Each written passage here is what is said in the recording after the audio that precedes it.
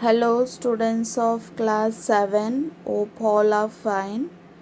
Today we are going to revise the chapter that is representation of geographical features.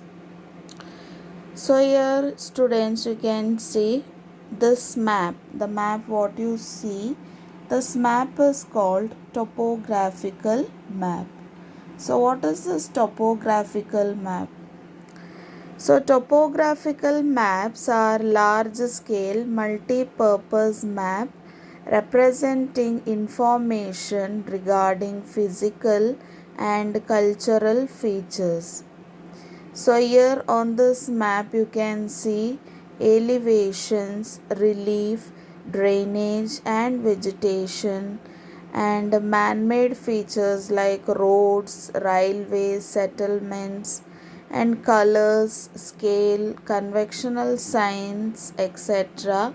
are some of the important elements of a topo sheet.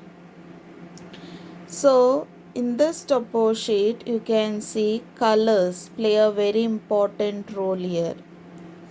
Okay, so colors are used to show various features, and each color used on a map has significance.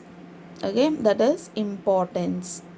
Blue, red, yellow, brown, and green are the prominent colors used in topo sheets. You can see here different colors, that is blue, you can see, then green, yellow, red, isn't it, white, black. All these colors plays an important role in topographical map. So here we'll see the colors. Blue color, water features or water bodies that contain water are shown in blue color. Okay, so in blue color also you can see light and dark. A light blue color shows a lesser depth, whereas dark blue color shows deeper areas. Even the means of irrigation like wells, tanks, etc. are also shown by blue color. Red color, you can see all types of settlements. Settlements means where people are living. Okay, it is shown in red color along with other details like roads, huts, temples. All these are shown in red color. Basically, there are three types of settlements, that is nucleated, dispersed, and linear settlement. You can see here types of settlement. Nuclear settlement. So, these consist of houses which form compact and concentrated settlements. So it is indicative of general fertile plains and valleys where land is productive and can support large population. You can see here in the first settlement, you can see houses are very closer, isn't it? So that's why it is called a compact settlement. In the second, you can see dispersed settlement. So, indicative of areas where farm sizes are large and the population is sparse. It could also indicate highland areas where livestock rearing is the main occupation. So, dispersed settlement means you can say it is in the village area, especially like farm type of houses. So, houses will be sparse. Sparse means far away. Okay. So, you can see here houses 1, 2, 3 houses are closer. After that, road you can see. Next 3 houses you can see, isn't it? So that is dispersed. Next you can see linear settlement. Linear or ribboned. In this settlement of houses are usually stretched out along the local main road or river banks or railways. It may also occur along valleys and coast also. Okay, so such type of settlement you can see, it is called linear settlement. You can see like a line it is going, isn't it? So this line, it may be a railway line, road or a river. So either side of this line the settlements are found. So that is called linear or a ribbon type of settlements. So how many types of settlements are there? Three types of settlements: nucleated, dispersed and linear settlement. Next we'll go to yellow color.